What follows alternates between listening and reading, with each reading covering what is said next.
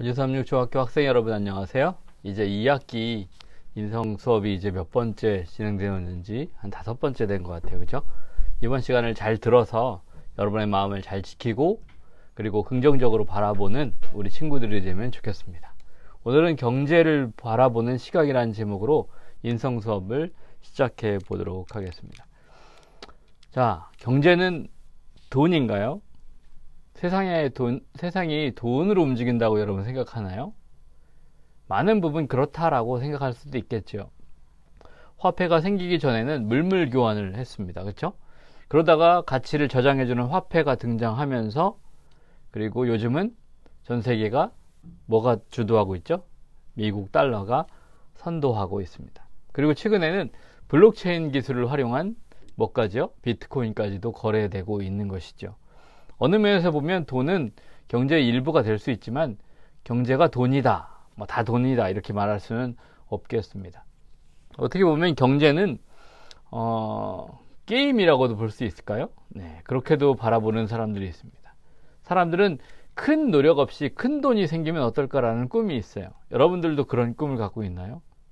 이렇게 돈이 그냥 갑자기 많이 생겼으면 좋겠다, 뭐 이런 마음이요. 그런 꿈을 뭐라고 합니까? 여기에 나오는 것 일확천금이라고 해요. 노력함이 없이 벼락부자가 되는 것, 행복해 보이나요?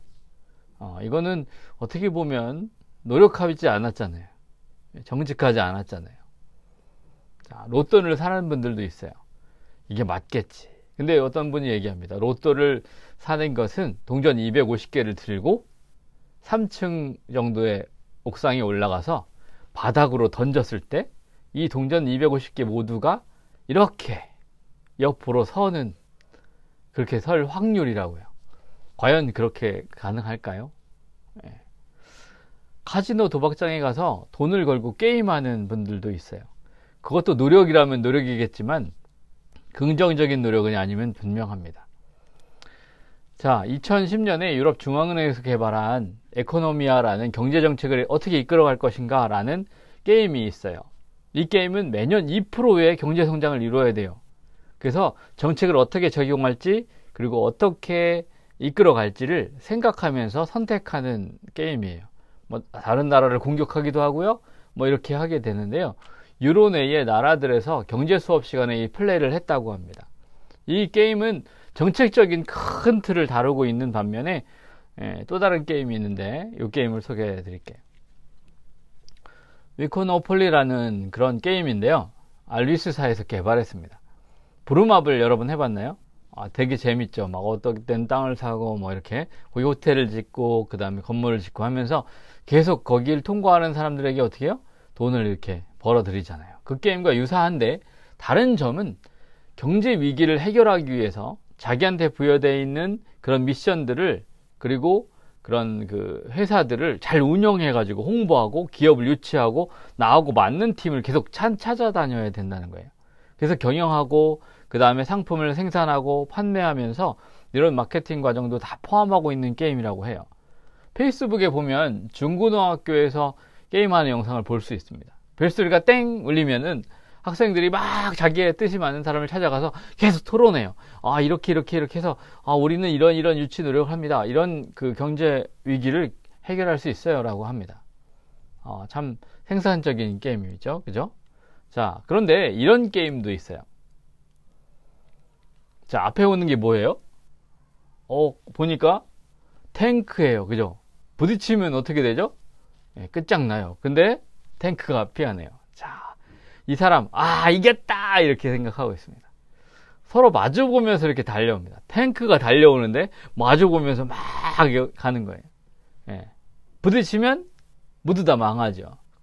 근데 탱크하고 부딪히면 누가 망하죠? 이 자동차에 있는 사람들이 죽죠. 자, 이 게임을 뭐라고 해요?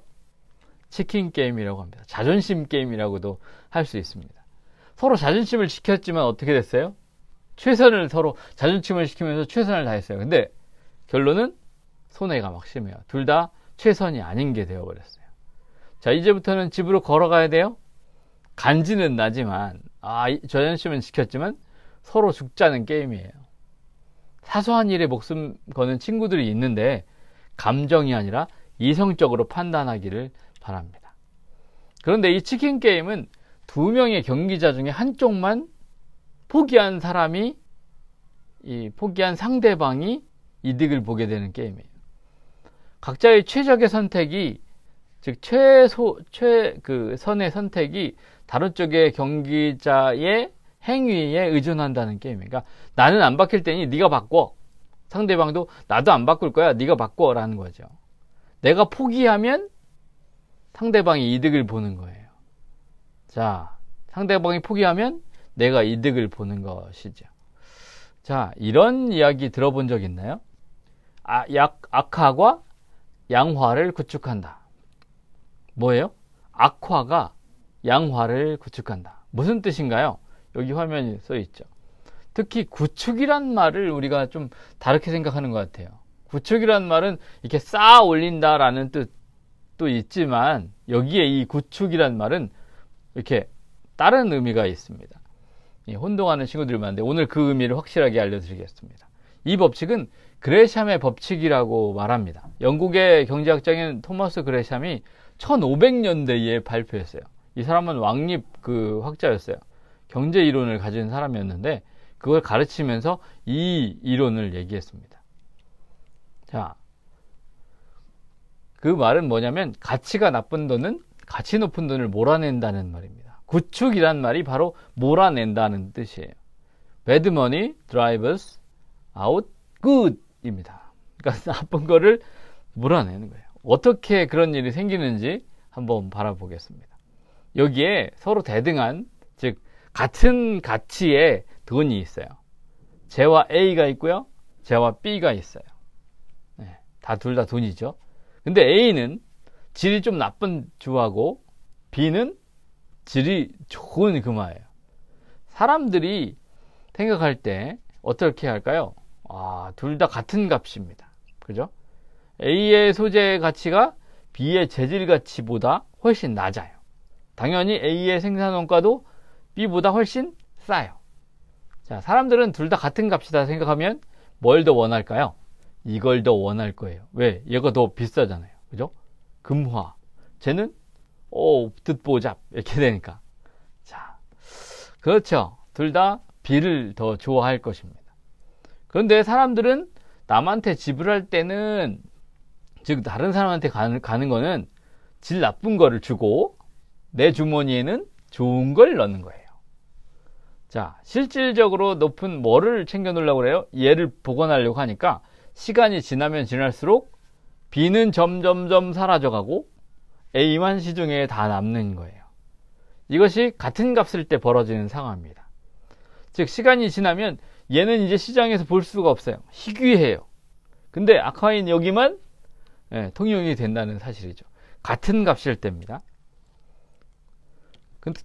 자, 또 두 종류의 화폐가 있었어요.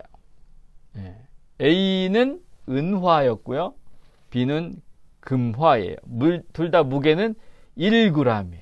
근데 이 조폐국에서 화폐를 만들 때 이렇게 얘기합니다. A 은화는 1000원에 B 은화는 10,000원에 발행했어요. 어떻게 됐을까요? 이거는 요거에 저거니까 B는 10개 A가 모인 거니까 야, 이거 괜찮겠는데? 라고 하면서 했어요. 근데 갑자기 시중에서 은이 부족해졌어요. 은이 부족해졌네요. 그럴 때 금은방에서 뭘 얘기하냐면, 우리 그 은괴 10g을 만드는데 12,000원 정도 이렇게 사줄게요 라고 했어요. 자, 방금 전에 1g짜리 은화, 이게 얼마였다고요? 1,000원. 그런데 10개만 모으면 10,000원인데 금은방에서 10개를 모았는데 그걸 얼마 주고 사는 거예요? 12,000원 주고 산대요. 그러니까 어떻게 해요? 야, 이거 돈 벌겠는데? 생각해서 사람들이 이 은화를 이제 사용하지 않고 모아서 10g짜리 주괴로 만들어서 금은방에다 파는 겁니다. 가뜩이나 은화가 부족한데 더 줄어들어요. 왜 그래요? 돈으로 유통하는 것보다 2,000원 더 버니까 계속 이거를 동전으로 유통하지 않고 계속 뭘 하는 거죠? 돈으로 계속 만드는 거예요. 사람들 참 마음이 어때요? 돈이라면 환장을 하는 것 같아요. 그렇죠? 그러니까 은화가 유통이 안 되고 사라져 버렸어요. 그것을 구축한다고 해요. 시장에서 쫓겨난다는 거죠. 결국 시장 가치가 높은 비금화만 유통이 돼요. 낮은 가치 A는 사라졌고요. 경제 상황이 타격을 입을까요? 안 입을까요? 예, 타격을 입죠. 얘는 돈으로 유통되지만 너무 액면가가 크니까 얘를 더 많이 써야 되는데, 그죠? 근데 이것만 통용되고 있으니까요. 경제가 큰 타격을 입었습니다. 이 일은 역사상 실제로 있었던 일입니다. 경제가 타격을 입었어요. 먼저 미국 동전을 살펴보도록 할게요. 자, 여기에 미국의 동전들이 쭉 있습니다. 요거는 1센트짜리 페니, 100분의 1달러죠. 그 다음 요거는 니켈, 요거는 다임, 10분의 1이라고 표현되죠. 요거는 쿼터, 4분의 1이라고 하죠. 예. 근데 요 네 동전은 지금 현재 가도 미국에 가면 잘 볼 수 있다고 합니다. 그런데 요 동전은 잘 안 보여요. 하프. 네. 50센트. 여기는 별명이 없어요. 그냥 하프라고 붙여놨습니다. 여기는 달러 동전. 요즘에 나와요. 요거는 71년에 나왔던 동전이고요. 근데 이 동전들이 쭉 이렇게 운영되고 있었어요. 이렇게 운영되고 있었어요. 자, 여기 보니까 미국에서 가장 많이 쓰는 별명, 그 동전만 이게 별명이 붙어 있는데, 페니, 니켈, 다임, 쿼터. 이 중에서 제일 많이 쓰는 동전은 어떨 걸까요? 자, 우리나라에서 제일 많이 쓰는 동전, 100원짜리예요, 500원짜리예요? 예전에는 100원짜리가 제일 많았는데, 요즘은 500원짜리를 많이 씁니다. 여러분, 오락실에 가서, 아니면 인형 뽑기 할 때, 무슨 동전을 넣어요? 500원짜리 넣잖아요. 여기도 마찬가지예요. 요 동전 제일 많이 쓴다고 합니다. 특별히 미국의 빨래방에 가면 요 25센트를 쿼러를 갖다가 쓴다고 해요. 자, 미국에서 요 50센트 동전에 이 얽힌 이야기를 하나 더 들려드릴 텐데요. 악화가 양화를 구축한다라는 이야기입니다. 은이 90%가 포함된 동전이 이 동전이래요. 요거 왼쪽에 있는 거. 이게 바로 그 1964년에 발행됐어요. 은이 몇 프로가 있다고요? 90% 포함되어 있다고 생각하니까 사람들이 이 동전을 모아가지고 은괴를 만들어서 금은방에 팔았어요. 그러자 0.5달러 이 동전, 50센트짜리 동전이 사라져 갔습니다. 1965년 이후에 연방은행이 은을 이 안에 있는 내용을 이렇게 40%로 줄여서, 그러니까 40%가 은이 함유되게 해가지고 이제 다시 내놨어요. 그런데 사람들이 과학을 열심히 연구했나봐요. 연금술을 통해서 은을 분리해내가지고 또 다시 주개를 만들어서 팝니다. 이익이 있다는 거죠. 그래서 했어요. 결국 1971년에 사람들이 백동으로 만들어서 이 주주에서 다시 유통을 시킵니다. 근데 사람들이 이 50센트짜리 하프 달러는 잘 안 써요. 희귀해져요. 왜? 이건 소장 가치가 있어. 그러면서 챙기기 시작하는 거죠. 예, 결국은 지금도 이렇게 희귀한 동전 가운데 하나랍니다. 사람은 돈이 된다고 하면 뭐든 하는 것 같아요. 돈이 된다고 하면. 우리 친구들도 돈이 된다고 하면 이런 일을 할 것 같나요? 자, 여러분 알고 있나요? 2차 세계대전이 생긴 이유는 금을 얻어서 나라 경제를 일으키자라고 하는 데 있어서 전쟁을 시작했다고 합니다. 전쟁을 하는데 그거에 대한 이유가 뭐예요? 나라를 부흥시키기 위하여 전쟁을 한다? 굉장히 파괴적이고 폭력적인 수단을 뭐를 통해서 하는 거예요? 돈을 가지고 한다는, 참 나치가 희한한 겁니다. 왜? 그 전에 바이마르 공화국이 있었어요. 1차 대전을 이끌어 가고 있는데 초인플레이션을 겪었습니다.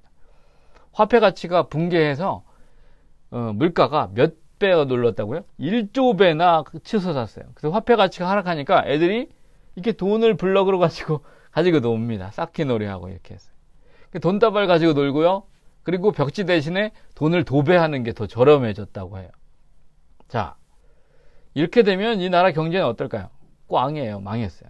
그래서 인심을 얻은, 선동으로 해서 인심을 얻은 히틀러가 정권을 잡았어요. 우리는 위대한 독일을 만들겠습니다. 라고 하면서 뭘 확보하려고요? 이걸 다 확보하려면 자본을 확보해야지 나라가, 화폐가 신뢰가 있잖아요. 그래서 금을 확보하기 위해서 전쟁을 일으켰다고 해요.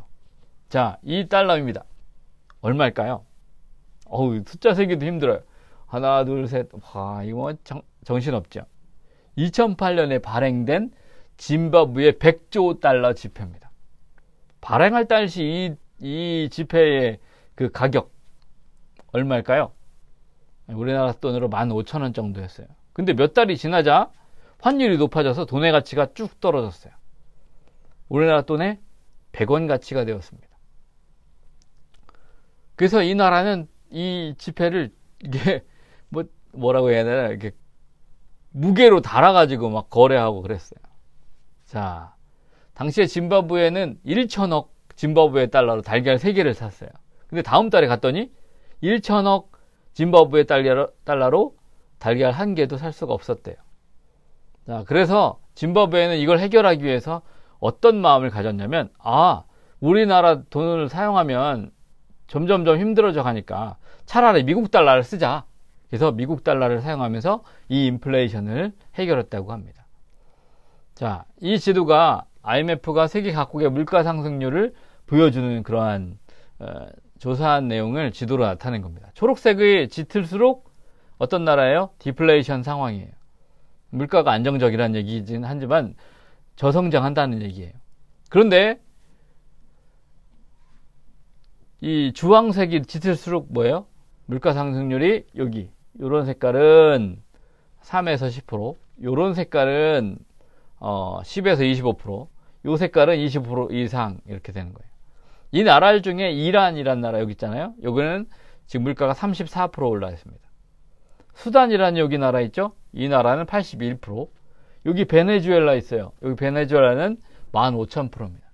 오늘 못 사면 내일은 값이 더 오르니까 나오자마자 바로 사는 거예요. 자, 경제를 바라보는 여러분의 마음 어때요? 어떤 나라는 굉장히 강력하게 해 나가는데 어떤 나라는 좀 이렇게 좀 힘들어 보이는 그런 나라들도 있네요. 그런데 이쪽에 파란 색깔이 있는 나라 주로 어떤 나라 같아요? 미국, 캐나다, 멕시코 이쪽 좀 우리나라도 여기 파란색에 포함되어 있으니까 뿌듯하긴 하네요. 그죠? 근데 경제를 바라보면서 여러분 이런 생각을 해요. 왜 미국이란 나라는 망하지 않고 승승장구할까? 미국은 어려워지면 화폐를 막 찍어내잖아요. 양적 완화를 한다 그러잖아요. 그죠? 그래서 재정을 다 메워 가는데도 말이죠.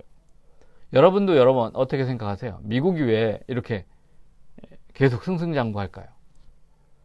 여기에는 하나의 특별한 점이 있습니다. 바로 신비의 길을 가기 때문이라고 합니다. 먼저 미국은 신흥국한테 달러를 주고 물건을 주문해요. 이거 좀 해주세요. 그럼 신흥국은 물건을 생산한 다음에 어디로 보내요? 미국으로 갖다 줘요. 여기는 뭐 다 똑같아요. 돈 줬으니까 물건 갖다 줘요.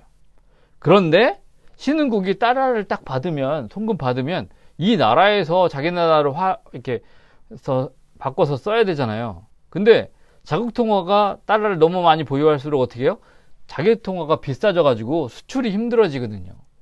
그러니까 그 달러를 어디 갖다가 저축을 하는 거예요? 미국에다가 저축을 해요. 네. 그럼 미국은 이 저축받고 투자받은 이 돈을 가지고 신흥국에다 투자하는 거예요. 그게 그거 아니야? 그렇지만 미국이 투자했다고 그러니까 사람들이 더 믿고 돈을 계속 갖다 집어넣는 거예요. 그러면 저축을 받은 달러로 뭘 뭐냐면 여기 투자를 하는데 이 투자가 무슨 투자냐면 자산시장, 즉 주식이나 선물이나 현물 시장에 재투자하는 거예요. 우리나라 삼성도 그래서 60%가 외국인이 가지고 있잖아요. 그죠? 바로 그러한 이유입니다. 자, 지금 근데 누구 돈을 투자하는 거예요? 분명히 달러로 계산한 받은 내 돈을 가지고 이 사람이 자기 돈처럼 쓰는 거예요. 예. 자, 그 다음 사이클은 뭐가 될까요? 예, 뭐 이렇게 다시 상품을 주문하고, 예? 여기서 상품을 주문하면 여기 상품을 보내고 다시 이거를 다시 저축을 하고 그럼 다시 돌고 하면서 야, 이렇게 성장할 수가 없어요. 그렇죠? 예, 어떻게 해요? 다시 상품을 주문하고 상품을 보내고 하면서 끊이지 않는 신비로운 길이 발생합니다. 대단하지 않아요? 그래서 미국 이외의 다른 나라들은 돈을 버는 것 같은데 실제로는 그냥 벌지 못하고 물고기만 잡는 가마우지가 되는 거예요. 이 신비로운 길을 찰스 kup찬이 발견했는데 1990년대 후반에 미국이 흑자를 기록한 70%의 나라가 다시 미국에다가 돈을 투자했다고 합니다. 자, 그래서 미국이 망하지 않는 메커니즘에 들어서게 된 거지요. 자, 그럼 이런 경제 상황에서 내가 성공하려면 어떻게 해야 될까요? 기술을 가진 사람이 되든지, 기술적인 면을 포함한 다방면에서 창의적인 개인이 되든지, 자본을 가진 사람이 되든지, 자본이 없다면 자동화를 추구하는 기술을 가져야 되고요. 또 금융을 잘 연구해서 적재, 적소, 적시를 바라보는 시각을 가지고 투자해야 된다고 합니다. 자, 여기까지 여러분 수업을 따라와 봤어요. 자, 앞으로 어떻게 될 것 같아요? 살기가 막막할까요? 아니면 좀, 그래도 자신감 있어 하는 친구들이 많을까요? 저는 원조 3류 친구들은 자신만만할 거라고 생각해요. 왜요? 여러분들은 지혜가 있고요. 매일매일 성경을 사람이다 말씀을 듣잖아요. 그쵸? 자, 성경의 사람이다 말씀은 우리한테 이렇게 권면해요. 성경의 사람이다 말씀, 잠언 16장 3절의 말씀입니다. 너희 행사를 여호와께 맡기라. 그리하면 내가 경영하는 것이 이루어지리라. 18세기 이후에 패권국이 있을 때 도전해갖고 성공한 예는 미국밖에 없다고 합니다. 이후에 미국은 세계 유일의 패권국으로서 세계를 경영해 오고 있어요. 그리고 그러한 메커니즘을 만들어 버렸고요. 너의 행사를 여호와께 맡기라는 뜻은 나의 모든 것을 속속들이 알고 있는 누군가가 있기에 그분이 나를 알고 그분이 나를 보고 있으니까 정직하게 행하라는 의미가 포함되어 있어요. 정직은 큰 자산입니다. 믿음직한 친구들이 되어서 경제를 주도하게 되기를 바랍니다. 이어서 말씀을 보겠습니다. 성경을 사람이다 말씀, 잠언 21장 5절의 말씀입니다. 부지런한 자의 경영은 풍부함에 이를 것이나 조급한 자는 궁핍함에 이를 따름이니라. 정직하게 행하는 사람은 평소에 성실하기 때문에 목적을 가지고 살기 때문에 부지런합니다. 그런데 정직하지 않을 때 평소 성실하지 않았기 때문에 목적이 없이 남의 표준을 맞춰 살아갔기 때문에 어떻게 해요? 조급해져요. 잠언의 말씀은 이스라엘의 위대한 왕 솔로몬이 기록했는데 왕자와 공주를 가르치기 위한 교과서로 사용했어요. 이 말씀이 여러분의 마음에 담겨지기를 소망합니다. 여러분이 초등학교 아마 5학년에서 중학교 1학년일 때 평창에서 동계올림픽이 있었어요. 기억나요? 예. 그때 컬링 경기를 보면서 매 엔드마다 막 손에 땀을 쥐게 하던 기억이 있어요. 특별히 팀 킴이 딱 경기하는 경기를 보면서 으아! 막 이렇게 했던 기억이 있죠. 네. 한 팀에 총 8개의 스톤을 쫙 하고서 중앙으로 보내요. 그래서 가장 가까운 곳에 스톤이 남은 팀이 이기잖아요. 그죠? 우리나라 팀킴이 정말 지혜롭게 경기하는 걸 보면서 많은 친구들이 감동을 받았을 것 같아요. 많은 일을 도전하는 우리 원조 3류 친구들에게 말씀을 드립니다. 세상 사람들이 다 부정직하게 한다고 해도 여러분들만큼은 정직하게 목표를 향해서 성실하게 도전하고 노력하기를 기도합니다. 저도 그 누구보다 응원하겠습니다. 여러분의 시각을 우리 하나님께서 인도해 주기를 정말 기도합니다. 여기에 있던 영미가 그 친구들한테 영미 막 얘기하는 것처럼 우리도 그렇게 친구들을 응원해야 되지 않을까요? 잘할 수 있도록 도와줘야 되지 않을까요? 아까 있던 이 경제 이론들을 보면 그렇게 정직해 보이지 않아요. 그렇죠? 네. 어쩔 수 없이 그냥 그런 상황에 이렇게 얽매여져 가는 것 같잖아요. 그렇죠? 근데 우리가 그러한 상황에 얽매이기보다 여기에 있는 것처럼 하나하나 열심히 최선을 다하는 모습처럼 우리도 그렇게 우리의 관역을 향해서 우리의 스톤을 옮기면 좋겠습니다. 원조 3류 중학교 여러분, 주어진 상황을 도전하고 이겨내서 꿈을 향해서 잘 준비되는 그리고 향상되는 우리 모두가 되기를 응원해 봅니다. 원조 3류 화이팅! 인성 시간을 마치겠습니다.